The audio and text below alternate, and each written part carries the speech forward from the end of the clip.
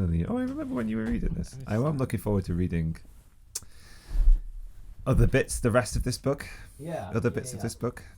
Me too. The longer bits. Some more Mike Davis in general. This was the shorter bits. We chose the shortest chapter. Surprise, surprise.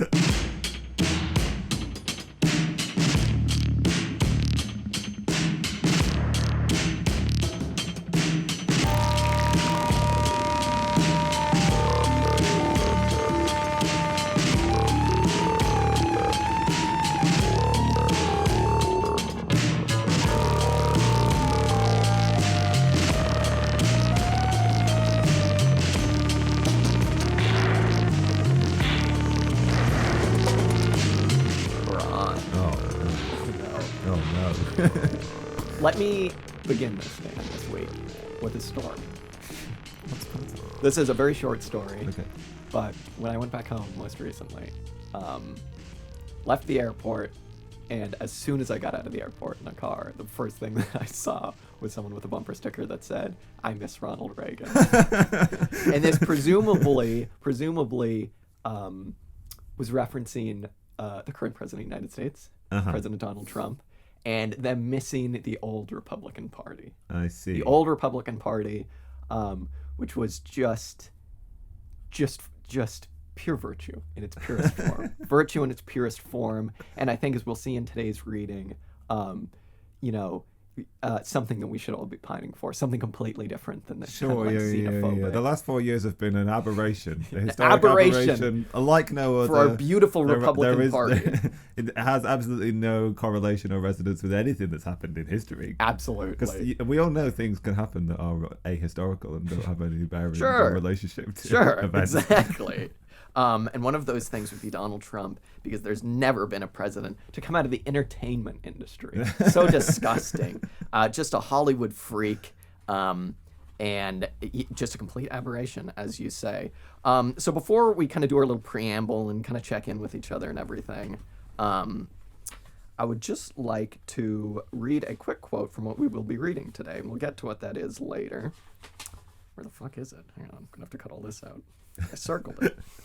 Where the fuck did it go? Here we go. I made certain I wouldn't lose it. I made certain, idiot. So we'll start this off by talking about... the whole thing again, shall we? Yes, we'll go again. By talking about our beautiful boy, taken from us too soon, Ronald Reagan. Shame. He was one of the best. Like I said, virtue in its purest form. So the author that we'll be reading this week, pretty early on in the essay that we read, starts his discussion of Ronald Reagan off like this. Again, virtue in its purest form. This was written in 1987. And for those listeners who don't know, Ronald Reagan, governor of California before he was president of the United States. This is the sentence that he uses to start it off. He says, "Almost 20 years have passed since Ronald Reagan was catapulted into the governor's mansion in San Francisco by a wave of anti-student, anti-black reaction." Hang on, I don't think that was the right quote. Hang on, let me find the right quote. Okay, so here's the one where the author... Here's the one where the author actually talks about, again, virtue, purest form, Ronald Reagan, how he managed this beautiful man who the Republican Party, Dan, that we miss, that we love, that we pine for. He goes through and he lists... Return to the decent normalcy. Normalcy. That's what we're looking for. just a normal. Just normal. We just want normal, folks. Just a normal polity. Forget all this communism. We just want normal. So he lists some of the groups, some of the beautiful men and women who supported Ronald Reagan's run for presidency. So he says, his campaign featured an unprecedented array of interlocking organizations and constituencies ranging from... this might not be good. Law and order interest groups, Americans for Effective Law Enforcement and the NRA. What? All right, I don't know about that. New Cold War lobbies, the American Security Council, politicized fundamentalism, Jerry Falwell's moral majority. I don't know, Dan, this isn't sounding like the Reagan that I remember. Hang on, he continues. Was Falwell like a white supremacist? Yeah, wait a minute. My Reagan, Dan, was not a white supremacist, please. He continues. Okay, now we're getting into some of the good ones. Anita Bryant's anti-gay rights campaign. Hang on. Phyllis Schlafly's, I love that name, anti-ERA Eagle Forum, the Right to Life Crusade. Hang on. Pro-Cold War, anti-busing, anti-abortion. New right politics based on Goldwater. I'm beginning to think this guy isn't so great. Sounds like a familiar assortment of deplorables. Deplorables. Wow, there it is. The word of the day. All right, today we're talking about just the world's worst person. We're talking about Ronald Reagan and his consortium of knuckle-dragging fools that brought him into power. Who also were the most tactically astute, intelligent political operators of a generation. Absolutely. Also fools, but also scum-sucking, knuckle-dragging, disgusting people. But before we get into that, welcome. Auxiliary Statements. I'm Jack. I'm Dan. Welcome back. Welcome back. Thank you for being here. Thank you for being here. How you doing, Dan? I'm all right. It's Noam Chomsky Day. What does that mean? Well, I mean, I think it's explicitly a joke. Explicitly a thing from the movie Captain Fantastic. Do you ever watch the movie Captain Fantastic? I watched the first 20 minutes. Yeah, it was. Not because it was bad. It was fine. But I've just sort of adopted the name Noam Chomsky Day for the day every year when Facebook is filled with pictures and articles about Noam Chomsky, and I am like, oh, Noam Chomsky's finally died. Oh my God. And I'm like, oh no, it's just his birthday. Oh, okay. Wow, it's his birthday. So today is Noam Chomsky's 94th, I think. Holy crap. Birthday. Wow. Happy birthday, Noam Chomsky. He outlived Buckley. He outlived Reagan. He's just waiting for Kissinger to die. Oh my God. Whoever dies first, that movement will be doomed to fail. Yeah. That's the definitive moment in which, forget all of this kind of like dark timeline, sort of like parallel timeline thing. I mean, that's the dividing split. Yeah, which sends us in which trajectory the future will hold. I will say, Kissinger looking more and more like his body is just decomposing. And like when like dead things decompose, their like bellies fill with gas. Yeah. It looks like he's about to float away. Like his belt buckle, when you see photos of him sitting down, as he always does, because he's like a million years old, like points up. It's so crazy. Yesterday, as I periodically do, looked up, is Jeffrey Kissinger still alive? Jeffrey. What's his name? Henry Kissinger. Jeffrey. Is Kissinger still alive? And to my discovered yes. And I suppose I must also, as frequently periodically as I look up whether he's still alive, I must also repress the answer to that question because I always have to look it up again. I didn't look very closely at any pictures, although on Wikipedia there is a picture of him sitting next to Donald Trump. So yeah, two men shambling corpse-like men. Two corpse-like men. It sounds like, if I was an uneducated listener, like you're rooting for Noam Chomsky to die and that you're excited that Kissinger's still alive. I'm glad that all our listeners are educated. All our listeners know. All our listeners already know. The real heads know that we're waiting for Kissinger to die. There you go. We also hit 10 followers, subscribers. Did we? On SoundCloud. There it is. We're like that's the only metric I'm really interested in. So if you're one of the 10, the elect, thank you. Well, I'm one of the 10. So one of the 9 elect. I'm not. You are. No, you're all my favorite listeners, and I love you all. But really, nice. those 9. Those 9. Yeah. The 9. Yeah, the 9. Well, that's something. There's the Lord of the Rings reference. Yeah. Here we go. First one of the day. Thank you guys for that. How are you? I'm doing very well, actually. Done with work for at least a few days, which is nice. And what else? Weather update, still cold. Still cold. Broadbean update, still nothing. Still no broad beans. Yeah, I'm doing pretty good. Who am I rooting for it to die? Maybe, I suppose... Just wait. Patiently waiting. Perhaps by the time this comes out, Giuliani will already be dead. I doubt it. Yeah. Because he does have the COVID, folks. Uh-huh. But the latest. That's This is the only COVID news that matters. I don't think I'm rooting for him to die though, because he's just it's just too much fun. He's just way too much fun. Way too his suits, his general demeanor, his sweat, leaking brain. I just love it whenever he's in the news. His penchant for holding press conferences outside of the garden centers. That was ballsy. That was cool. I'm a fan of that. That's that. Intro complete. There we are. We're still here. Carrying on. Carrying on. Still cold. No beans. what is it, the 6th? So we're about 2 weeks off the solstice now. I believe it's the 7th. Oh, It's the 7th. 2 weeks off the solstice. Is it Pearl Harbor Day or is that the 9th? I don't know. When did Pearl Regardless. Harbor? Is it? Either Is the that, does 7th or it the presumably that not commemorates, memorializes Memorial, yeah. the attack on Pearl Harbor? Yeah, I suppose either or. Okay. I don't know. Is it a national holiday or? I don't think it's a holiday. I don't think that. I don't know. You guys, every other week there's a national holiday. Is there any, what's the word? Truth to the belief that FDR knew that it was going to happen, do you think? Because I have no idea. Oh, okay. I've heard people of the likes of Dan Carlin give it like maybe it did happen, and it's like reliable sources. reliable sources, such where I get all my history news from. Oh, I was thinking about George Carlin. Who's Dan Carlin? He's a podcaster, fellow podcaster. We go way back. Hardcore history. Okay. Yeah. One of the. I'm sure George Carlin thought that it was. Potentially. Potentially. Yeah, we'll get there. We'll do some reading. We'll open the files. Do some more reading. Like in, did you ever see The Second National Treasure? You know, at the end where the president's like, "I need your help with something," and it's supposed to imply that he's like gonna tell him about the aliens or something like that. And Nicolas Cage is like, "We'll see what I can do." Was there a National Treasure 3? Was there? I don't think so. I don't think so. I know they promised it and it never happened.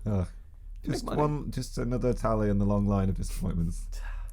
Capitalism run amok. Yeah. This is the second time we've. They cared at all about art. Yeah. Making meaningful art. Yeah. Yeah. National Treasure. National Treasure 3, folks. Does National Treasure, you think, make our social relations more valid in an ideological sense or less valid? I suppose the whole like Declaration of Independence fetishizing is kind of lame, but they did steal it and rub lemon juice on it. Yeah. So that's pretty cool. Yeah, I mean, I suppose it is sort of like it's defacing the surface appearance to reveal the inner truth. The truth, so. Which is like all of these founding fathers were like homies. Yeah. Because they they were writing for our future age. Yes. Not their. Yes, exactly. We could steal the Declaration of Independence. If anybody in any sort of law enforcement is listening, we won't, but we could. Yeah. I've seen it before. Have you really? Yeah, I think I can do it. I saw a copy of the Magna Carta, I think, once. Really? The like actual a copy you just said. I think there are. Well, I say copy. I think there are several copies that date from. I think I've seen that. I've seen one of them. There's one in the American Capitol building, I think. Really? Could be wrong. Huh. I think so. Don't know why. We got one. Forgetting where the one that I saw was. I don't think. Maybe I didn't see it. I don't know. Maybe I imagined it. I just wanted to have a similar anecdote as you. You went back immediately. Your parents were like to little Dan. They're like, "Look, it's a copy of the Magna Carta." And you're like, "I'm looking up whether Kissinger's dead. Leave me alone." It's Noam Chomsky Day. Where did I put my lemon juice? I wonder under what context we would ever read any Noam Chomsky. To just like because the context would be like not super interested in kind of like his kind of like political beliefs in terms of like anarchism or whatnot. But I think it would just be interesting as like a cultural phenomenon. We should read some anarchists, but I wouldn't start with him. Sure. I'd like to read some Bookchin, I think. Bookchin, yeah, we should read some Bookchin. Yeah. It's one of those memes. Yeah, one of those memes. Google Murray Bookchin. Is that right? Google, could be. Sounds funny. Look him up, folks. Look him up. We're bringing him back. He is someone you would not want to sit next to at a bar. It would just be like, whoa, okay, who's this guy? Yeah, Noam Chomsky. We could read some linguistics. That would be interesting. I think there are probably linguists I'd be more interested in reading. People have visceral reactions to Noam Chomsky as a person, obviously, but also to his linguistics, and I've never understood it. I've like brought him up to a couple people who are like language people, and they either go, genius, totally reinvented language in the way we think about it, or they just go, yeah. Oh, he's a polarizing character in the field of linguistics. Yeah, I don't know. I mean, innate linguistics, innate grammar, is that his thing? Like, no idea. I'm just going to make something up. All right, here we go. Happy Noam Chomsky Day. I think happy birthday, Noam Chomsky. Many happy returns. Yeah. He's still trying to work out how to get close enough to Kissinger. To shank him. Yeah, I think it's meant to just be the case that like there is a propensity towards grammar that's all sort of hard written into human brain biology kind of thing. Oh. So I think there's meant to be like a. Is he in favor of that, or is he? That's his. it? I think that's his. That was his position when he was writing about linguistics in whatever the 60s or 70s or something. Jesus. He adamantly claims that his linguistic theories have nothing to do with political theory. Okay. Although, like, it's quite hard not to see the parallels between imagining an innate language structure between all human beings, and that making you more inclined to sort of like be sort of a humanistic anarchist. Internationalist. Sure. But I was about to comment on that. I don't know. But no idea. my historic animosity to humanism and theories of innateness and human nature have led me to have also historic animosity toward certain aspects of Chomskyism and the Chomskyan canon. Yeah. But I'm an evolving being. And so, as the discourse evolves, so do we, I guess. I suppose so. Does that make sense? I suppose so. Anyway, today we're reading Noam Chomsky's On Anarchism. No, today, Dan, we are reading an essay from the classic Mike Davis book. That's why I pitched it on Twitter. Classic. Mike Davis book. Prisoners of the American Dream. Davis's books. They're all classics. They're all instant classics. Instant classics. Hit the bookshelf, sell 1 million copies. Yes, we're reading from Prisoners of the American Dream, which is a collection, like a lot of Mike Davis's stuff, of essays that are kind of like reformatted to be a coherent kind of like narrative. And this one is part history, labor history of America, of the United States, and the kind of like the intersectionality of politics and economy, right? And then the latter half is because he was writing a lot of these in the mid to late 80s. This, I think, was the essay that we're reading, which is The New Right's Road to Power, was published in 1987, or was written in 1987, so towards the latter half of Reagan's presidency. And so, yeah, like I said, we're reading The New Right's Road to Power, and this is all about him kind of, after he's done a big, in-depth historical take on labor strength in the United States, he's taking a closer look at what he calls the New Right, which is kind of maybe what we've begun to call Reaganism, or what we used to call Reaganism, maybe, and now kind of seems, now that we've kind of gotten through the bushes, kind of seems relatively indistinguishable in a number of ways from what Trump did. But we'll get into that. How'd you find it? I thought it was fascinating. It was really excellent, really well written. I was initially worried because when you read a history from that is also written in a different time, in a historic age, the heady days of the mid 80s. Yeah. Pat Benatar was playing, it's easy to worry that like you're being given analysis that has perhaps been proven incorrect with the sort of historic the development of history thereafter.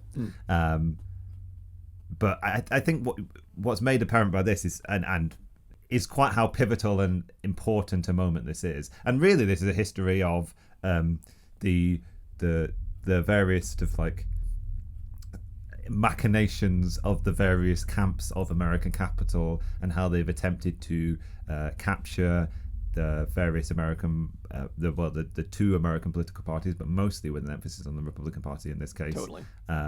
So it's very concise but very broad, and weaves a very compelling narrative, and I feel very much more elucidated and educated, but both about the structure of American capitalism to some extent, and then also speaking to my initial hesitance towards this text, thinking it might be historically dated, like as you were just suggesting, like so much of what's being described in relation to the rise of this phenomenon, the New Right, and that eventually culminated in the first and then second Reagan presidential victories in 80 and 84, so familiar to what we now think of as being republicanism in general, 100%.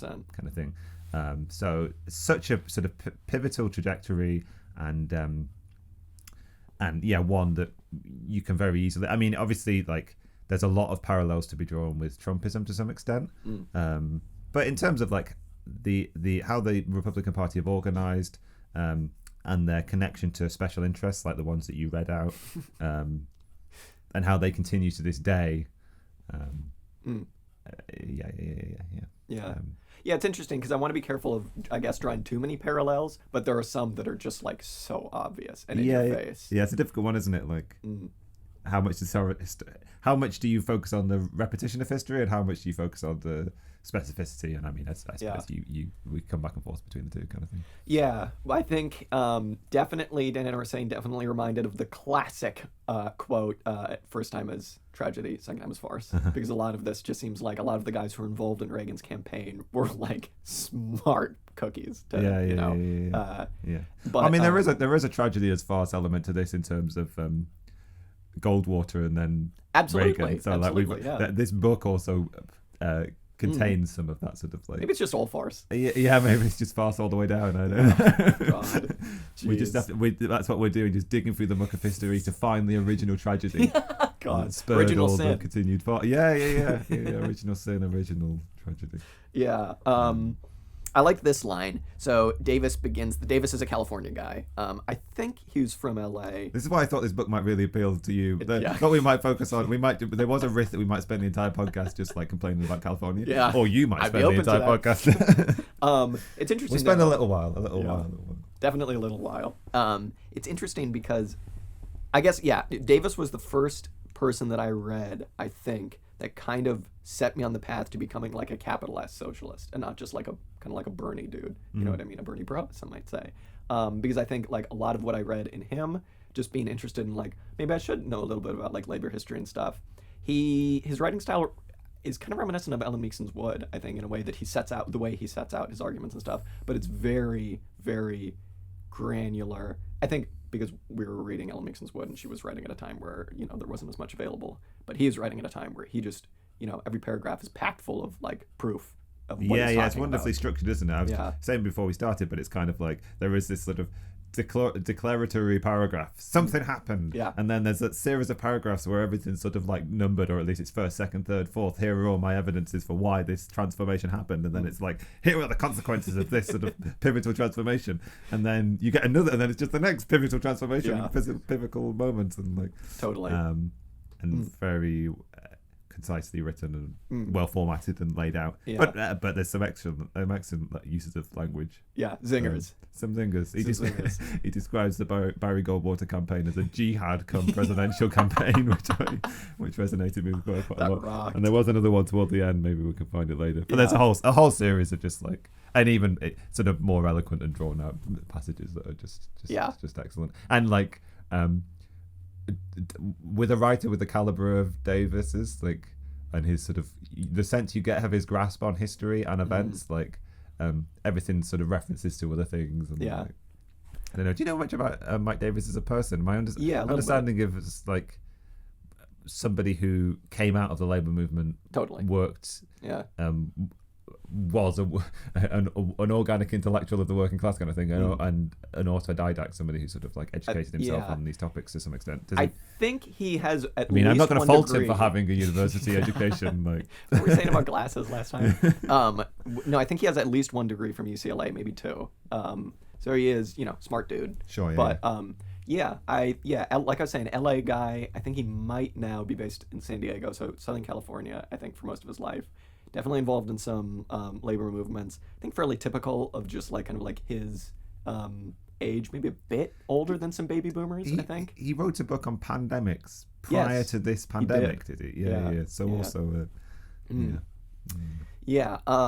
but yeah, really good. Like you were saying about the zingers, I got one here where he hit me. He starts it out by basically saying, this is in his introduction to the essay. He says, will basically what he's doing, talking about the rise of the new right. He says it will necessarily entail a consideration of political technologies and modes of mobilization that have so singularly favored the rise of this new right coalition, shaping a political arena incomparably more congenial to conservative populism than to social democracy. Like many other a tawdry tale in American culture, this one begins in Southern California.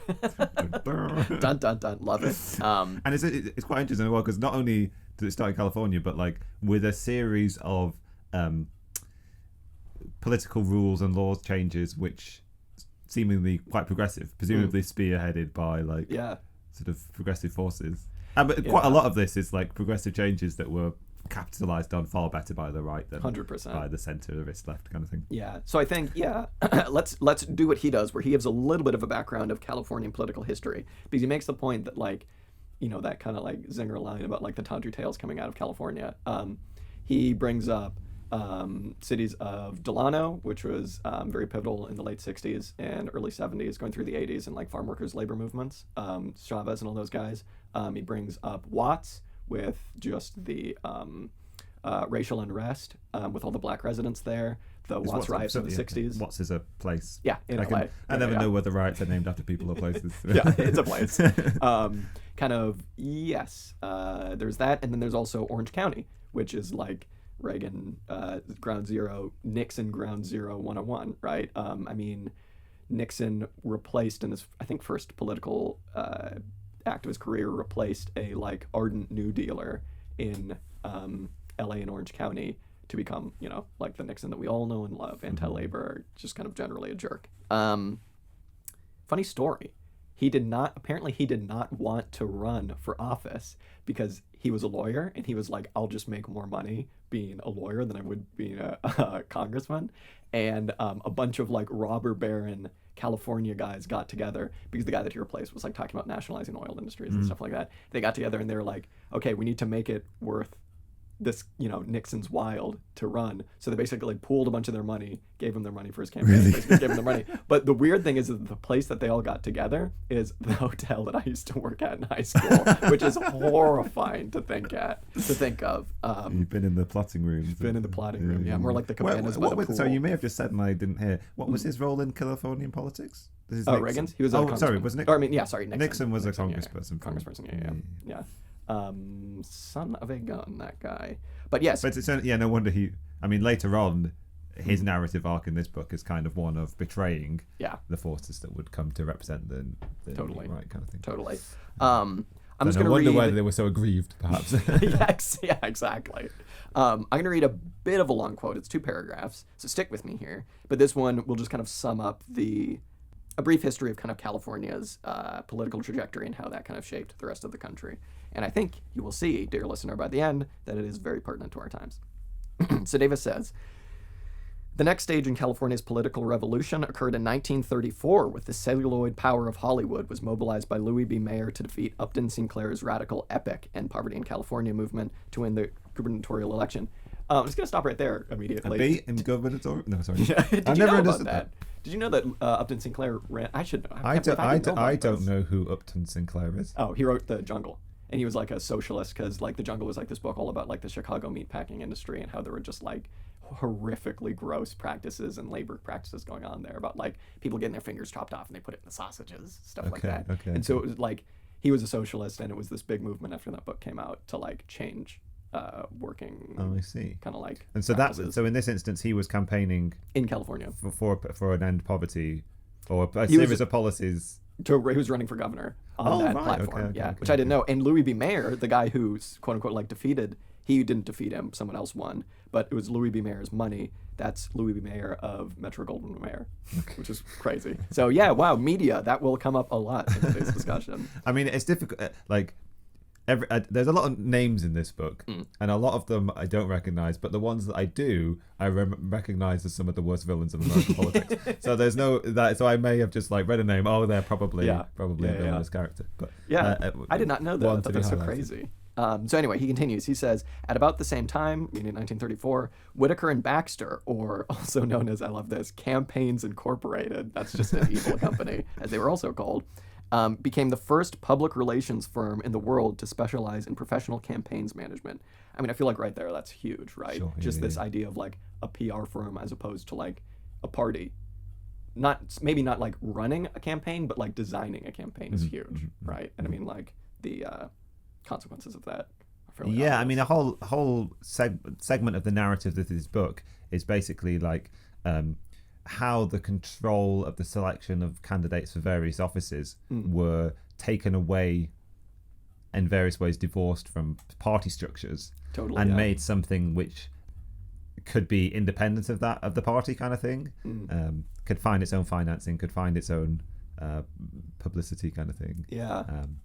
could find its own sort of democratic route, rather than sort of smoke-filled black room Yeah. Yeah. dealing route to New England boys Yeah, from yeah, Boston. yeah, Ugh. Ugh. So yeah, he continues.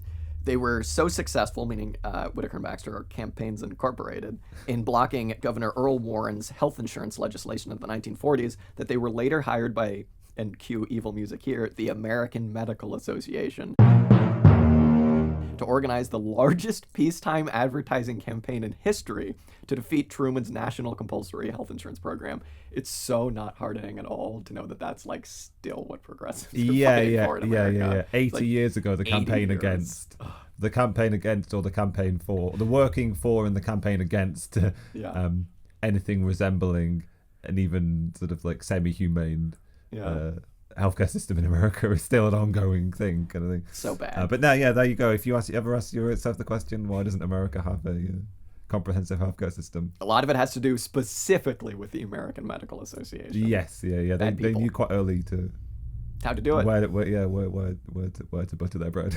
Yeah, exactly. Horrible Or when, whose palms to cross with butter butter. and bread. Horrible when you picture Truman as a progressive. That's when things were bad. Yes. Not a great dude. Yeah. Oh, I see what you mean.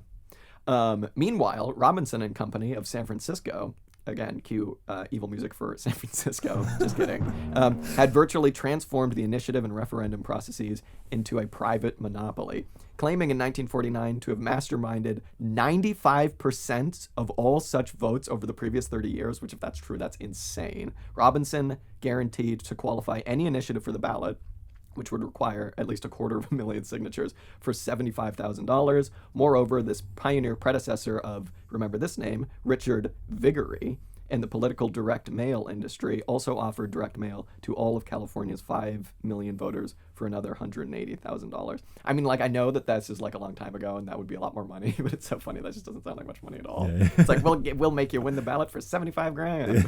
Yeah, there's a point later on where they were talking about campaign financing donations and like $500 is the big benchmark for how much would be a significant amount of money to donate to a presidential campaign. Yeah, it's like, oof. Okay, so I'll finish it up real quick. He says the vaunted progressive system of direct democracy proved in practice to be an almost ideal instrument for the perpetuation of California's ruling groups, for the power of the ruling groups.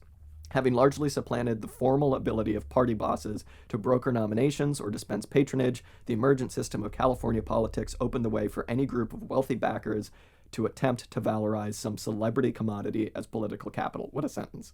The perfect candidate no longer needed to be found in a log cabin. He could be manufactured on a Hollywood set. We did it, baby. I know I said like skipping over the Bushes, but like same thing with the Bushes. Like they were totally manufactured personalities, obviously. I mean, same with Obama, same with Clinton.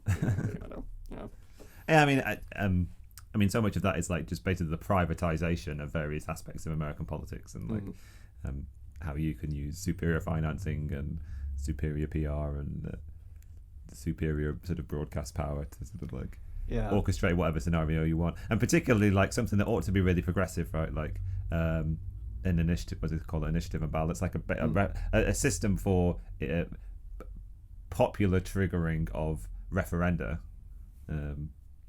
It's just fake. Just totally a way to sort of like contrive a seemingly democratic mandate toward public policy change, which was basically just being bought by whoever could afford it, kind of thing.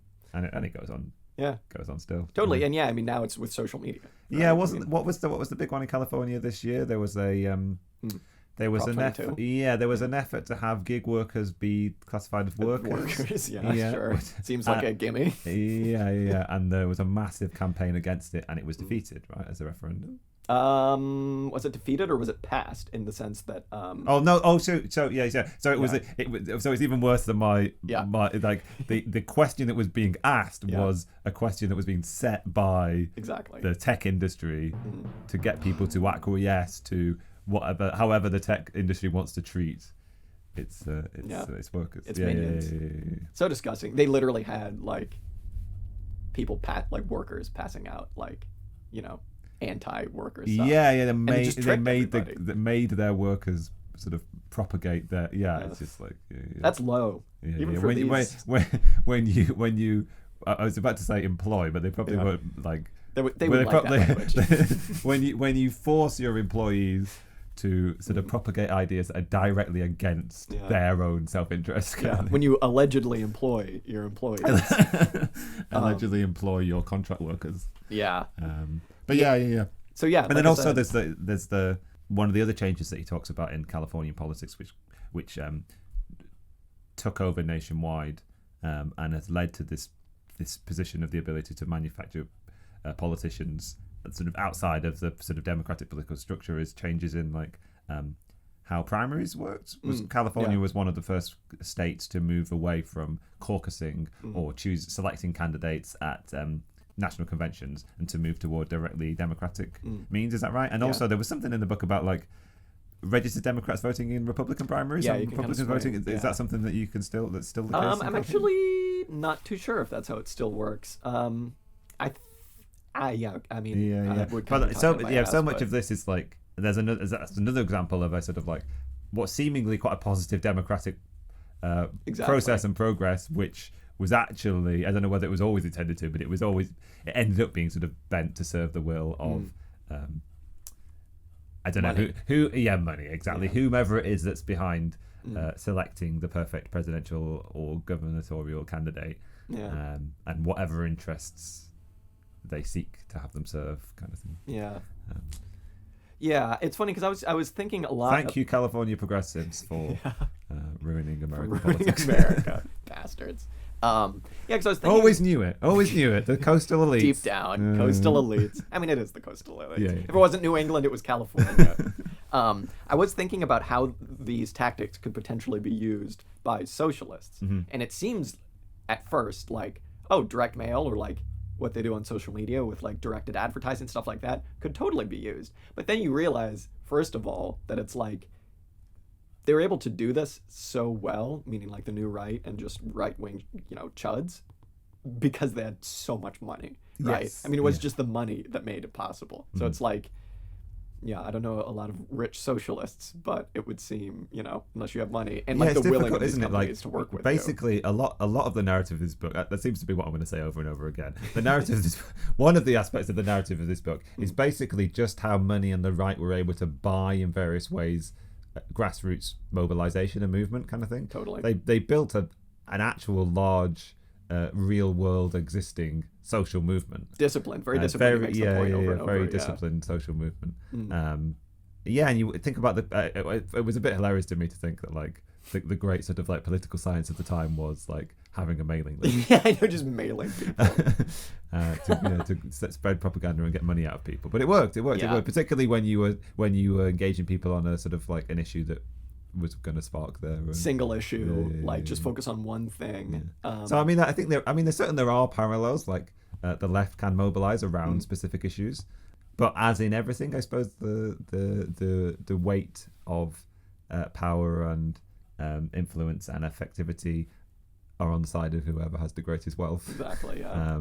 But we have to find other things to deploy, right? Like the left can accumulate large sums of money if it needs to, or it can find resources in other places. It can mobilize people. But I mean, like, I don't know how parallel a example this is, but if you think of how effectively social media algorithms benefited the 2017 Labour Party campaign, because things that were popular were fed into other people's timelines. Oh, okay. You could kind of like you weren't reliant on people sharing videos from Momentum or whoever to have them spread. And basically, I think that the algorithm has been changed by Facebook so that the organic reach. But obviously, they're interested in having people pay for reach. They don't want or reach to happen organically. I didn't know about any of this. But I wouldn't be surprised if there was somebody behind the scenes who was saying like that we can't have people be able to reach people in this way, kind of thing. We have to be able to control the reach, or at least be the person who is able to sell people a certain amount. It was the of reach. anti-Semitism.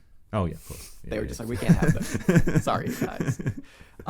Richard Spencer, he can stay on. Exactly. I don't know whether he's on Facebook. Allegedly. Yeah. So yeah, one of the names that I brought up, Richard Viguerie, is kind of like the guy whose name is, for better or for worse, tied with this idea of direct mail, single issue, getting Reagan elected, basically. And just kind of being like the godfather of direct mail. He would probably call it direct democracy, right? Getting people interested in just... Because basically what they would do is, get a list of like all the NRA nerds or like all of the like, Anita Bryant, we hate gay people nerds, and like just mail them something about like, Ronald Reagan also hates gay people, basically. Yeah, it's basically just the best way to do targeted advertising. Yeah. So that guy, we're just gonna linger on him just for a bit, and I would like to read what is like the second paragraph in his Wikipedia page, which is one of the best quotes I've ever come across. We're gonna break this down a little bit. He's still alive, which is wild. Oh, really? Yeah. No, add him to the list. Add him to the list. My occasional check-ins. So it says, Viguerie recalled what caused him to become political was, and then this is quoting him directly, was when MacArthur was fired, which let's break that down for a second. MacArthur was fired because he he wanted to drop atomic bombs on Korea and China. That was like allegedly the reason he was fired. So that's... What was his role? He was a like a general. national secretary? Yeah, he was like in charge. Yeah, he was in charge of, he was like a military guy. So he was in charge of Korea, the Korean War, at the beginning, and kind of got his ass kicked by China when they entered the war, I believe. Yeah. And then the quote continues. So that's that's the first example he says, as he became political because we didn't drop 50 atomic bombs on Korea and Manchuria. And then he goes on to say, I was tremendously frustrated and outraged and mad as heck at Truman. Fair enough. MacArthur and military men like him knew how to save lives, and they should get all of the peace prizes, not statesmen. Korea and all of Southeast Asia would have been different if we had followed MacArthur. Not going to argue with him there. That's very true. What cemented, and then he kind of switches gear and he says, but what cemented my conservative philosophy was Joe McCarthy. As a young kid, I was reading and had read Bill Buckley and, one or two other books. I believed in what McCarthy did. Even when he was inaccurate, he articulated the concern about a very big problem. And then this last bit I 100% agree with. There are communists in this world, and that is not just a figment of a few right-wingers' imaginations. So that bit where he says that he was a young kid reading Bill Buckley, what a loser. God. What just an absolute loser of a man. First chud. World's first chud. Yeah. Anyway, that was the guy, even though he's just a moron, obviously, I haven't read that, smart effing dude. He's, I think, quoted in this book as saying, we outflanked the left on like every single way of political organizing. Yeah. Wild. Richard Viguerie, ladies and gentlemen, what are you going to do? Yes, so then Mike Davis goes on to talk a little bit about, again, exactly what you were saying, progressives trying to do something good, failing, super PACs, political action committees. And he basically makes the point that super PACs were made ostensibly to limit the role of direct donations for just super wealthy people or just corporations, something like that. But what it really did was make it so that corporations, to get what they wanted, partnered directly with single issue, insane, really well disciplined, like right-wing groups, like the, like NRA people, like we were saying earlier, pumped that full of money to get the people that they wanted elected. And again, just a failure. And impossible to listen to any commentary on American politics now, particularly in the run to election, and not hear endlessly about PACs of various sort or other. So yeah, a continuing legacy. And it's quite interesting. He was saying that like PACs existed before that 1974 legislation, but they were basically used by trade unions and other sort of like small campaigning organizations who didn't have necessarily the resources to be funded by individuals, but wanted to coordinate sort of campaigning on a sort of widespread grassroots level kind of thing. I mean, it makes sense. I can understand. Understand the desire of wanting to limit like people's ability to contribute vast sums and buy huge influence. But as PACs developed and how the right found new ways to use them, it became as destructive, even more destructive. You can basically just hide now how your where financing comes from, kind of thing. Yeah. Wasn't there some stuff in the run up to one of the elections where like people were declaring that they were running so that they could gather more money in PACs? If you declare your willingness to run, then you'll then have an official campaign, and your campaign finances are much more heavily dictated on how you're allowed to operate. Whereas, I don't know. Again, that is just outflanking of what Viguerie calls the liberals at every turn. Yeah. But it's interesting. Like in this, he talks there's a section where he talks quite a lot about the ways in which corporations were able to develop the concept of the PAC, basically by imploring the people who worked for their corporations to sort of donate money in particular ways, kind of thing. Management. Management. Yeah. At least my managers don't come and tell me who I'm to donate money to. Yeah. I couldn't really quite work out what kind of corporations this was, whether it was within management structures, or whether it was in more broad general workforces. I don't know. I would imagine management structures or in companies that are made up of people who are of a certain type of class. Yeah, the phrasing socially, of that quote, if not economically. Yeah, the phrasing of that quote also made it seem like too, where he was kind of like made it seem like they were like canvassing their workers. Which is wildly the right. Jeez. But we might just be talking about the workers at law firms and PR corporations. Yeah. And I don't know what else. San Francisco types. Yeah. Breweries. Yeah. So basically, he says, Mike Davis makes the point that all of these things kind of led up to a switching of the power base of the Republican Party in like a capital sense, of going from the like Eisenhower, like New England guys, Wall Street, bad men, to Sunbelt bad men. So like the growing economies of the Sunbelt, which Sunbelt's super vague. It's basically like everything like from Florida to California, below San Francisco and below like, I don't know, like the Carolinas, something like that. So it's like Texas, Alabama, all the southern states, but also like Arizona, New Mexico, all that. Anywhere where it's sunny, I guess. And he basically says that as economies in different sectors grew and expanded out of kind of the New England base and like the Chicago base, stuff like that, a lot of these were like defense contractors, or like he gives a list of some of the people's names that were in Reagan's cabinets and like the different companies they worked for, and they're just like the worst robber baron names. The names. The names. But it's also awful. Like all like raw resource extraction kind of thing, or brewing. Yeah, brewing. Coors. Oof, Coors. Yeah, I had no idea. I saw the name Coors and I was like, I didn't even really read it, and I said head of a Colorado brewery baron or something. I went back and read the name. I was like, oh, that Coors. Okay.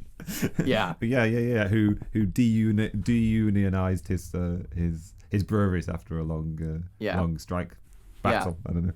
I mean, it might not be unique to America, but exacerbated in America massively by virtue of its size and various geographical regions. And also you can basically see the American economy developing over the 20th century and how there can be all these new centers of power, basically because it's so diverse and geographically different, and how much demography seems to play into this in a way which I'm sure it does in other countries, but in a very specific way in America. Like you could have these sort of various different factions of capital who came together based on very specific interests of one kind or another kind of thing, because they were involved in certain types of industry, because they had certain interests, a certain willingness to attach themselves to some certain financing and attach themselves to other types of financing kind of thing. It was just really fascinating to get that sort of like broad sense of what the American economy had been in the 20th century kind of thing. And he kind of like tries to, like I said, he was tying exactly what you're saying into like these specific economic conditions that brought all these factions of the bourgeoisie together against other factions of capital, basically. It's really interesting. I mean, there's a bit of sort of like table setting we could do, I suppose. Like he implies that there, as Jack was saying, that there has always been a core faction of American capital, and then sort of various sort of peripheral contending sub factions, Sure. kind of thing, and that core had always been associated with the East Coast and banking kind of thing, beginning at the turn of the 20th century, when so much money was to be made from European investment into the American economy kind of thing, that like a huge amount of power was accumulated by East Coast bankers, because so much of the development of American industry was dependent on European investment, that channel was so incredibly powerful. And he talks about the first contenders to that seat of power being the Rockefellers. Sure. Basically because they had access to their own, because they were oil barons, they had access to their own financial sort of capacities and investments. Completely independent. Capital pool. Yeah. But as the 20th century, but the other big caveat to put on this whole sort of broad thing is like the sheer influence of the New Deal. I suppose the FDR legacy post 29, whenever he was elected 30,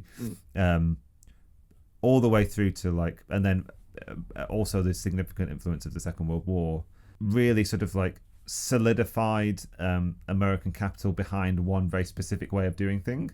So you had quite a united capitalist class, quite well, significantly committed to the New Deal sort of welfare spending policies. But like, for people who don't know, like the New Deal policies were designed to reinvigorate the American economy. You might have to correct me when I go off the rails a bit. Sounds right. But like revivify the American economy after the Wall Street crash of 29, and included lots of jobs programs, but also quite a lot of like welfare programs that were also like universally applied as well, and continued to be incredibly popular. I mean, there are parallels to the UK, right? Like, sure. And the post-45 government here. But also, I just really quickly, also like big restrictions on like the huge power of the financial classes. Sure. So, yeah, like, yeah. Glass-Steagall, things like that kind of limited the power of Wall Street. Yeah, I mean, that was one of the significant ways in which that original sort of like ascendant faction of capitalism, the one associated with like rentier investment in the American economy, was their power was severely diminished by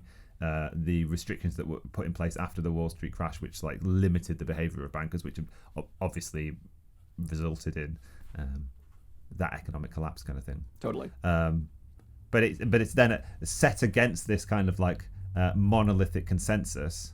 You have like various sort of like fringe right-wing groups who are sort of like trying to rally their forces, a sort of effort which does eventually sort of result in Reaganism. In Reaganism, So baby. that's my effort to sort of like set the basic narrative, Yeah, for, like, no, the totally. trajectory of where we're heading, kind of thing. Yeah, no, very well done. Because I mean, it is about this new. It is always interesting reading about like new contending classes within the bourgeoisie. That it's like, wait a minute, I thought they were all bourgeoisie. I thought it was all two factions. classes. Factions of the class kind of thing. Exactly. Yeah. Yeah. And it's difficult in this way because there's various splits between like political aspiration and economic aspiration, and the two kind of contend. So there's early on in the 30s, one of the standard bearers of the right was this guy Taft, who attempted to run for president. I don't think he ever successfully managed. He was to President Taft's son. I see. Big, okay, I did big not know fat that. guy's I didn't know son. that. Moderately fat guy. But like the basic tenet of his policy was sort of nationalistic, but also a kind of like willingness or desire to extend American manifest destiny into the Caribbean and into Asia, kind of thing. So there you've got this kind of split between where your commitments are. This is happening in the run up to World War II, right, where America was going to end up having this big process of involvement and investment in Western Europe, kind of thing. Yeah. So then you get these sort of factions who are like split along political lines of like how to do foreign policy, whether to sort of like to some nominal extent like retreat within American borders or sort of like be expansionist in some way. And a lot of Taftism was about sort of like America first to some degree, but then a sort of like eastward looking rather than a sort of like westward looking and I think front kind of thing, and something which sort of like thoroughly dissolved after the events of World War II and Truman's investment in Western Europe, basically to attempt to limit the spread of communism, right? Which gained tacit support from the right, but eventually they split with that as well. Yeah, it's interesting. You're totally right. But at a certain point, it's funny because Davis almost seems like he's trying to paint Taft as a predecessor to Goldwater. Sure. Right? Yeah. But it's interesting because, Taft was very much like a fortress America. We put America first. And it's so funny because it's like, you really have to look at like the material basis for why he was doing that. He was in the Midwest where there were a lot of German ancestry people, or just like first generation German immigrants, right? And the reason a lot of them switched from being like ardent New Dealers to this like populist brand of Taftism, right-wing chuddery, was because like he was basically being like, let's stay out of Europe. Who cares? Let's not worry about Europe. And they're like, don't worry about Europe. It might have been kind of like pro, they're Germans. But yeah, it was really interesting. But also kind of represented specific factions of like Midwestern banking and Midwestern industry, which had basically also had no economic stock with like what the East Coast elites wanted to do. So it's interesting. What we can learn from this, I guess, is that we need to look for a mixture of factors which are both material, right? Totally. But sometimes they're sort of like socio-cultural, and sometimes they're economic, and the two sort of play together. And I mean, he must have run some insanely good campaigns to make the base that he did. This like anti-New Deal base in the Midwest. It's like, how did he do that? Yeah. Possibly there's something to learn from him there. A lot of it was kind of demagoguery on like a possibly racist level. And like Fortress America is always like a little like, okay, what are you talking about there? But also, like you're saying, expansionism into the East. Really interesting. I knew nothing about him before this. And I knew the name, but like, it's been what's been one of the most fascinating things about this book is to take a lot of names and really put them in proper historical context. Because even American presidents, sometimes I know them, I don't even know which parties they're represented. Sometimes I had to look through them, like Ford, and then Johnson, was it, or something, or like, I don't know. Like I was reading about. I know who OBJ was, but like in the 70s, Kennedy. it was just like, I was reading about and who was all their vice presidents, and who was running at what, who were the factional opponents within the Republican Party contending for the nomination to be the presidential candidate. You know what's wild and that we never talk about is how McKinley was assassinated when he was president by an anarchist. It's like, what was that period of American history? When was that? That was in the 18th century. Okay. Total robber baron Republican. And apparently the guy who I was reading about him, the guy who like assassinated him, was like very inspired by Emma Goldman, which I think is so funny. Nice. Yeah. Classic anarchists. And apparently that's like how Teddy Roosevelt, kind of like one of the reasons he got elected was because he was like, we need to crush anarchism before we do anything else. Like, anarchists, guys, come on. Imagine anarchism having that sort of like material significance kind of thing. Like, I mean, it's deployed rhetorically now to some extent, totally. like, as a sort of bugaboo, but like. I mean, apparently anarchists. But then communism would say, at least they were scared of a real thing. Yeah, exactly. Yeah, they killed a president for seemingly no real reason. But I'm sure it was a piece of work. Allegedly. Allegedly. Apparently anarchists blew up the LA Times building a couple times, which I think is classic. Really? Yeah. Cool. Don't know where that went. Don't know what happened with that, but what are you going to do? Should we move on to talking about our boy, the absolute man himself, Barry Goldwater? What a dude. So we all know Goldwater, or might not, Goldwater ran on just like what a lot of people thought was an insane platform of like, let's just effing nuke China, dude. Let's just do it. Let's just bomb everybody. I did not know that. I didn't know that was covered. I mean, he was very liked war, didn't like communism, insane man. And I think kind of like one reason in like American lore of politics that he lost was there was just like one ad where it was just a picture of like the proverbial nuke button, and it was like, do you really want Barry Goldwater in charge? It makes sense because it makes sense because in the context of this book, we hear that the right was very on board with sort of Trumanite economic intervention and development in Western Europe to stem the spread of communism up until the point when there was the Chinese Revolution. Sure. I guess Truman or whoever was president at the time nominally acquiesced to that kind of thing. When we lost China. When we that great betrayal. So when so to have like nuke China be the policy. I mean that could be Donald Trump, couldn't it? Totally. The China virus. To have that be a sort of a central tenet in your campaign would make sense in that context, kind of thing.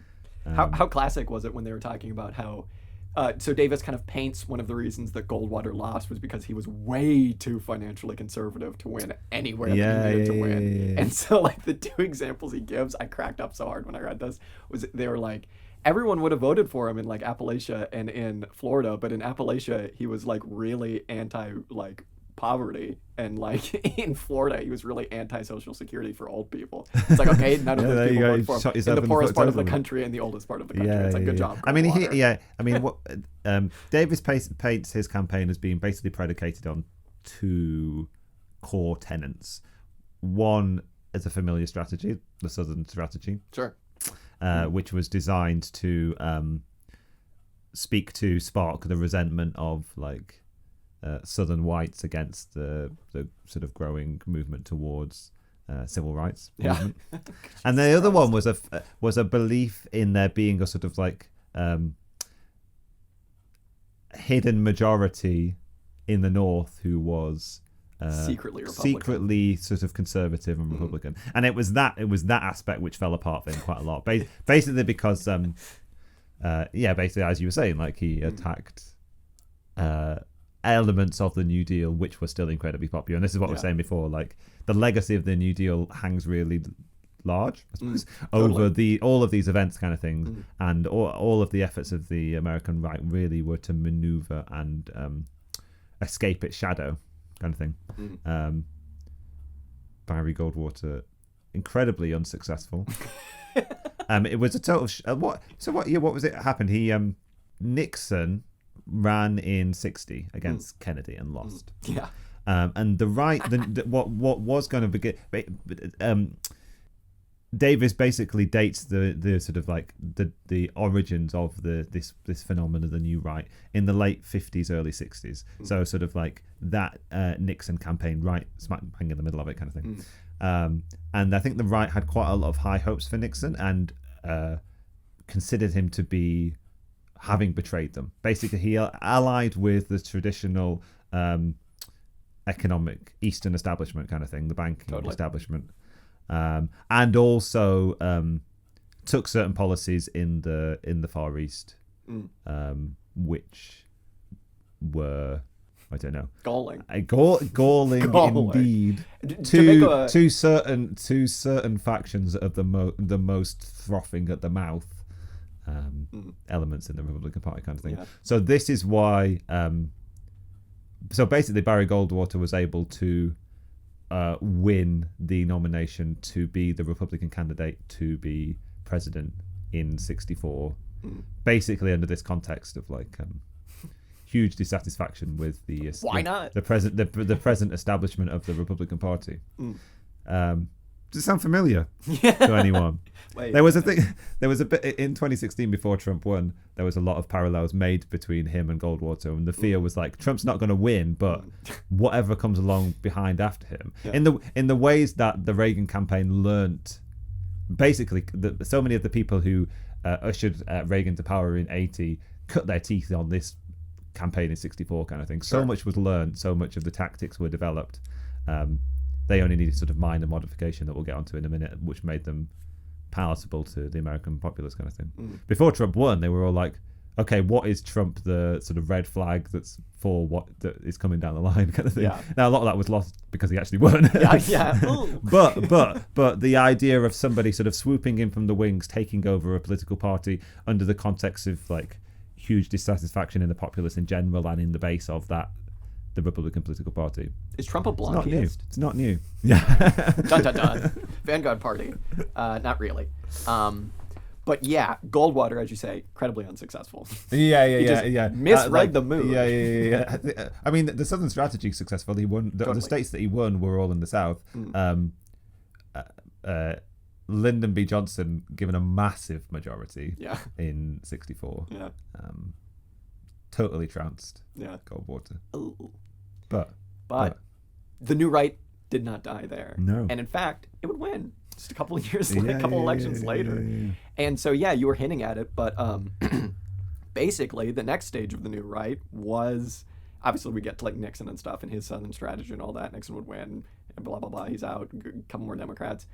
Get to Reagan. Reagan was like, Americans are racist. We can see that. Quite a few of them. I can use that. I'll use it as Goldwater did.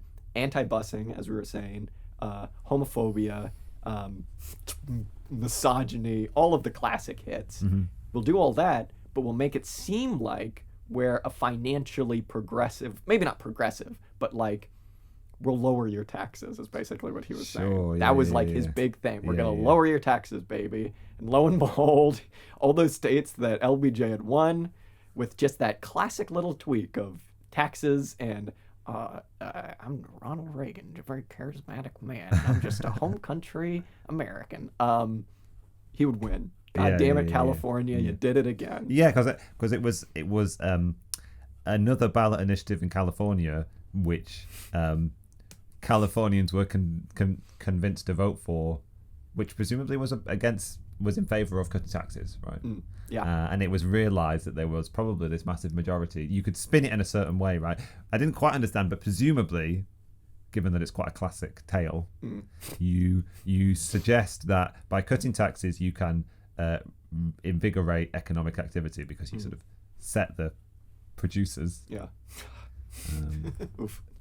You give them free rein to invest properly. I don't know. I'm not even going to say it because it's just too cliche. Sure. You know what I mean. Yeah, and also just the imagine people acting in their best economic interests. Wow, what a concept. Just paying less taxes. Yeah. Read my lips, as another classic Republican president would say. No new taxes. Yeah. But my understanding was that basically what happened was they realized that they were onto a loser by attacking the New Deal policies, right? But there was another thing that they could use to appeal to the sort of northern, sort of like if it didn't exist already, they could develop a minority, a silent majority in favor of conservatism, not based on economic orthodoxy, but based on cultural issues in a lot of ways. It talks about the use of basically the deployment of anti-elitism. Yeah. Attacking sort of coastal elites, attacking university campus elites and the sort of intelligentsia kind of thing. Those Berkeley boys. Yeah. Such familiar language now, but like, totally. This is where it has its antecedents, right? In that period between the defeat in '64 and the victory in '80, I mean, most of what was the work that was done was in the '70s, the late '70s kind of thing, to sort of like take this campaigning apparatus which had been deployed by Goldwater, because like one of the things that we didn't really talk about was he really did he created a huge campaigning apparatus kind of thing around lots of these technologies that we've already alluded to. Direct mail. The sort of the direct mail, the sort of fixation on single issues in some respects kind of thing. So tactically, all of that stuff was already beginning to develop. It was just a question of the messaging. And what happened in that intervening period was this sort of, from a strategic standpoint, it was this change in the messaging. Yeah. Now there were also economic things that were going on, kind of thing. Totally. Oh, of course. I mean, also let's not discount the October surprise, which was where the hostages under Carter in Iran, and then like they're never gonna release them, and then they released them literally as Reagan was getting sworn in. Reagan, what a cool dude! Wow, goddamn it, Carter. Obviously a bunch of other things. So there was the Iranian hostage crisis in 79, 80. Also, what I found very interesting was how a lot of it was the reference he makes to stagflation. Sure. And what that was doing to the American economy, right? How it was dividing it, rather than a economic downturn resulting in a sort of lowering of all boats, just corrupt libertarian sort of like piece of phraseology.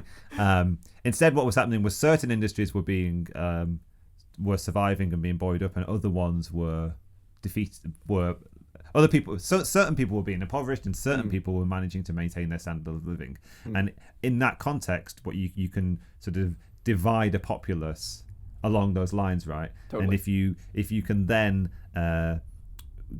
rally and gain support from those people who were doing reasonably well, you can build yourself, at least in the North, kind of like a electoral majority that was necessary to win, kind of thing. So I think it's those people who were surviving the economic malaise downturn of the late 70s, early 80s, who were then susceptible to this new type of messaging around sort of anti-elitism, but then also like the sort of like more or less veiled racisms of various sorts. Yeah, your traditional sort of moral majority voter kind of thing. Yeah. I'll read a quote because that's you're basically going to sum up the exact quote that I'm going to read. But I think this is really important to hit home this idea of like what the Reagan campaign did to exploit classes and class interests, right?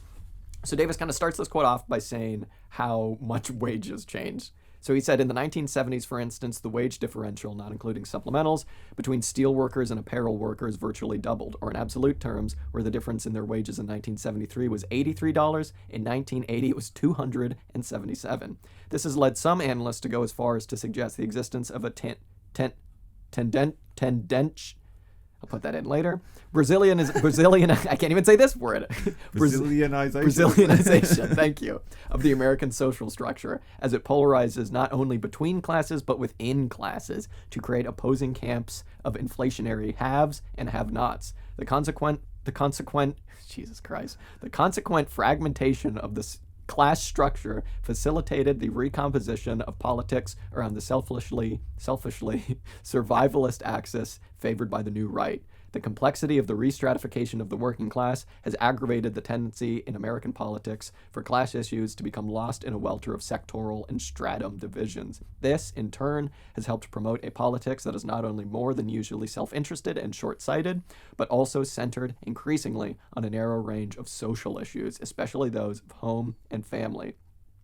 Where relative prosperity or impoverishment may hang on the timing of a house purchase or the fact of working in, say, the aerospace rather than the auto industry, or having been born in 1940 rather than 1950, the sense of commonality and of experience and needs disintegrates.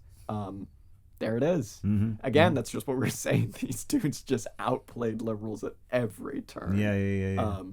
Down to just like such a crazy basis. Economic events laid the groundwork for this sort of fissure to develop. But it's interesting that like talking about whether you were born in the 50s or 60s, I don't know how explicitly he talks about house ownership, but like whether you own a house or not, what sectors you work in, kind of thing.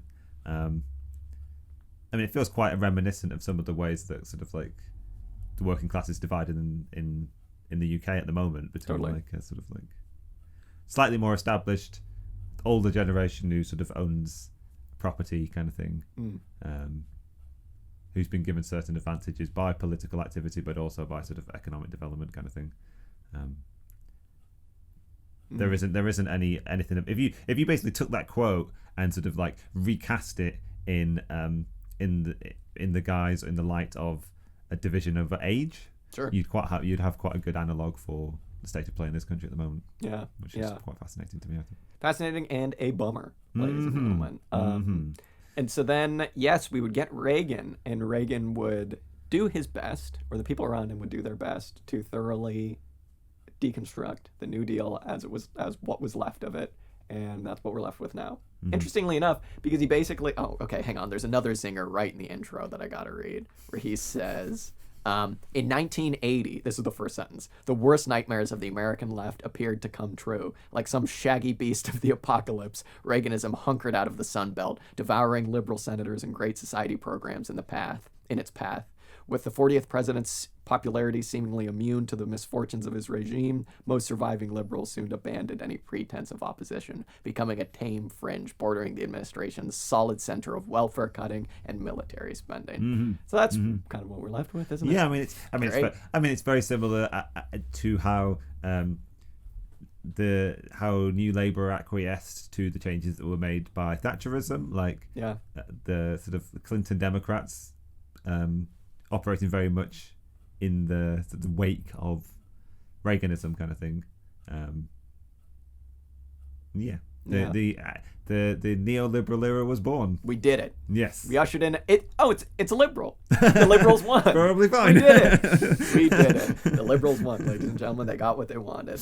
That's actually not sarcasm. I have a question, actually, directed at you.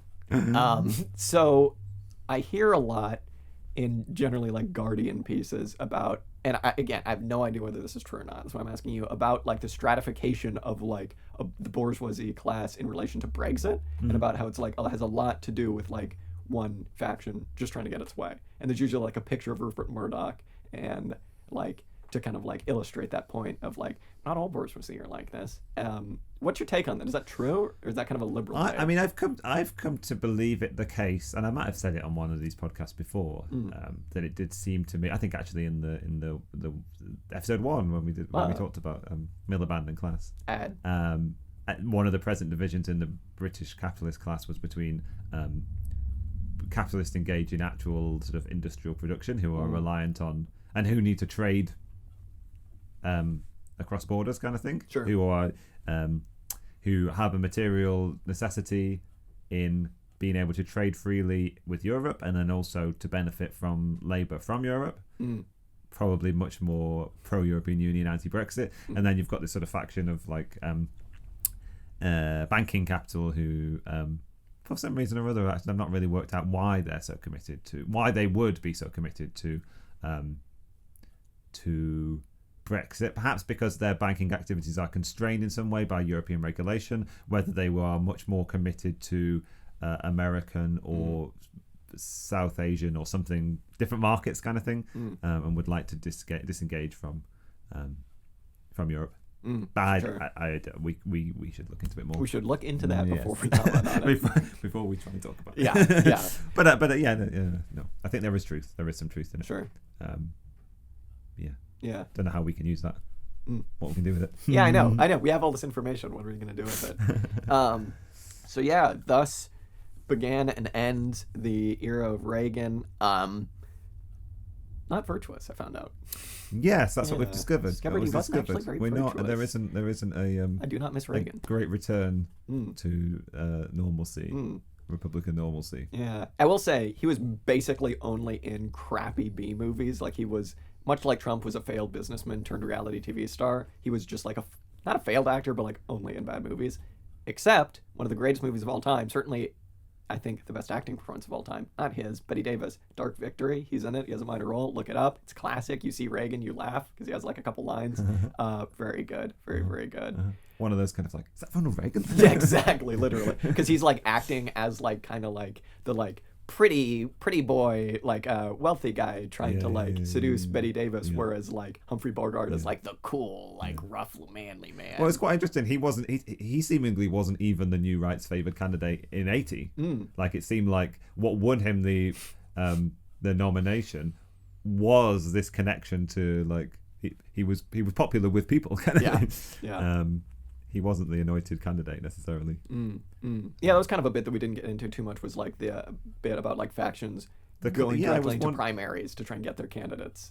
I mean, a lot of the machinations of this sort of like this period of American politics were the various factions of capital and who were their favoured candidates in the various nomination battles that were happening for each presidency kind of thing. I mean, the other thing we haven't really talked about that I thought was really quite interesting, I don't know how much you want to get into it, maybe we can cut it all, is it's the sort of like internal what it was that brought together various certain sections of capital into one which ushered in Reaganism kind of thing. I thought there were certain interesting things that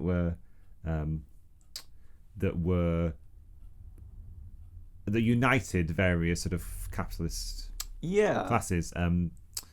One was, I mean, basically, these people are from what's described as the Sun Belt. A lot of new industries happening there. One's related to aerospace. One's related to defense contracting in a lot of Denver, ways. LA. But in particular, it was very labor intensive. Totally. And so a lot of these people had a huge commitment to anti-union legislation. One of the things that united them was a real desire to like destroy unionism kind of thing. Unionism.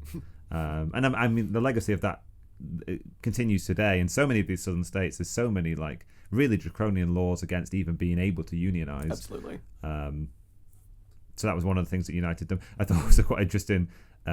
Rather than sort of the Eastern establishment, a lot of them were sort of single family businesses kind of thing. Was really and there was this sense in which like they wanted to maintain this sense of like family control. So I suppose maybe it was a fear that by financializing their businesses in some way they might lose familial control over the businesses kind of thing.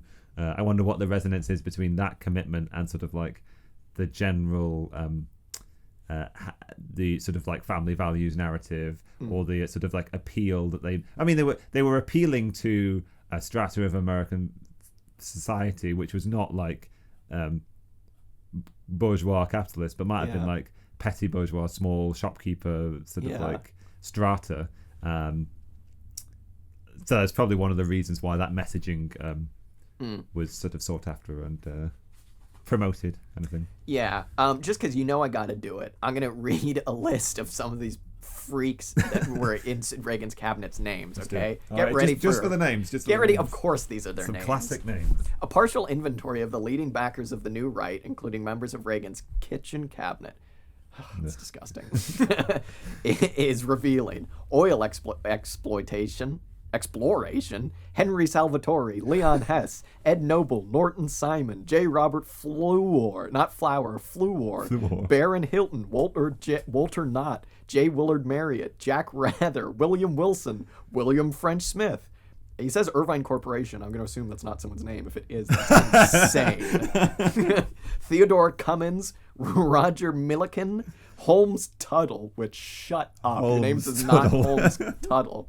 Coors, Justin Dart, etc., etc., etc. If your name is Holmes Tuttle, you're on the list. I'm sorry. You are on the list. Absolute freaks. Absolute freaks. Yeah. And what were that? Yeah. What was that? Resource extraction, aerospace. Yeah. Brewing. The brewers. Coors. Bastards. Yeah. Agribusiness, real estate, tourism, recreation, construction. So as these cities grew, these were the businesses. Sure, yeah. So this is what we're coming back to, the sort of like growth of America, creating these other financial centers and regions of the country that were heavily dependent on certain industries, and those certain industries sort of had particular interests that were set against sort of like the interests of the more established capitalist class kind of thing. Yeah. It was those interests that they compelled them to try and get their man in the White House kind of thing. Their man. They got him. And they many more after that. They succeeded. They succeeded. Well, we read the first sentence. Should we read the last sentence? Because it is... It's another downbeat. I was about to say zinger, but it's a bit downbeat, isn't it? It is. It's a zingo. Where should I start with this? He says, several years ago, the United Auto Workers, the UAW, organized a conference to explore the prospects of a new progressive alliance based on labor, minorities, and women. Little or nothing came of this initiative. Indeed, it was probably almost a decade too late to resurrect successfully the New Deal coalition. It is chastening to recall Irving Howe's warning in 1964 that the failure of the labor movement to strongly ally itself with blacks was enabling the new right to enter its takeoff phase. 17 years later, it landed. Mm-hmm. Dun, dun, dun. And that ends that chapter. Essay. Shame. For shame, America. For shame. And so then, yeah, I mean, I don't know. Maybe eventually we'll come back to some more essays in this book. It's a good one just to kind of do a bit from. The next one's called Political Economy of Late Imperial America. Sad. Maybe a little bit optimistic. And then the next one is Reaganomics Magical Mystery Tour. And then... You should read that just for the title. I know. And then The Lesser Evil, The Left, The Democrats in 1984. Nice. I'm glad we read that. I've learned a lot. Yeah. It's put a lot of pieces on the board, things in play, California. set my brain at work. Effing California. Felt like quite a nice follow-up to episode 1 when we were talking about class, because this was sort of like so much of this was actually detailed analysis of specific class. Case study, the book is detailed analysis. I don't know how detailed our analysis has been, but yeah, it's a specific case study. Totally. One very pertinent to our times as well. obviously. Exactly. Yeah. Yeah, good to read some just straight history. And yeah, I think it's fun. Yeah, I think you're right. The Miliband really does complement this very well. Yeah. Because it is a very, don't take these big overarching opinions. Class analysis, folks. We're doing it. Yeah. With a heavy dollop of demography and sort of a materialist economic analysis. Yeah. It's the stuff of history. Folks. This is where it all comes from. Yeah.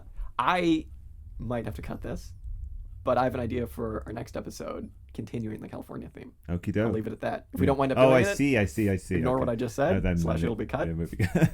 But, yes. Yeah, you want to read a piece written by a certain local... By a local? Alum. No. Something about certain ideologies to come from California. Yeah, that's what I mean. Anyway, yeah. We are talking about the same piece. Oh, we are? Okay. Oh, I see. Oh, I thought you were talking about locals in terms of California. Now I see what you're talking about. Yes. This is absurd. This has got to stay in just for its absurdity. Anyway. We did it. We're trying to have a secret conversation without the listener hearing. And we're just both confused. Yeah. I've been making some progress with the book as well. The book. Yeah. The book. Yeah. Having fun. It complements this very well. Yeah, I was having some difficulty. Yeah, so I'm still in an earlier period. I'm still at the end of the First World War, so it's still... Talking about the Nazis? FDR may have just started... Yeah, the Nazis. Oh, the fucking Nazis. Oh, dear. You'll be surprised to know, if Dan and I ever talk about this books, Americans had similar incentives to work with the Nazis? Yeah. The Nazis did to work with America? What? Yeah. Is that real? Yeah. No way. And I surmise a similar kind of... I was thinking in 1930, 1935, if you could assess the sort of base level amount of anti-Semitism in both countries, probably the same. Probably the same. America just doesn't. That is. And the UK. I mean, it's worldwide. I mean, sure. I'm not suggesting there's anything particularly bad about America. Yeah. Or it was like it and rising Nazi Germany were the two aberrations. I mean, the town that we live in has a stone commemorating where Jewish people used to live before the government of the country threw them all out. One of the many times that they have. Yeah. So classic. Yes. Are we done? We can be done. I think we could. Yeah. I think it's been a very good episode. We've covered it. We did it. Please. Yes. So we'll be back next week with something maybe that goes off on this, and that'll be great. And hopefully we'll have more Broadbean news, and we'll have more weather updates, and it'll be great. Yeah. This has been Auxiliary Statements. I'm Jack. I'm Dan. Thank you for listening. Thank you so much. See you next time.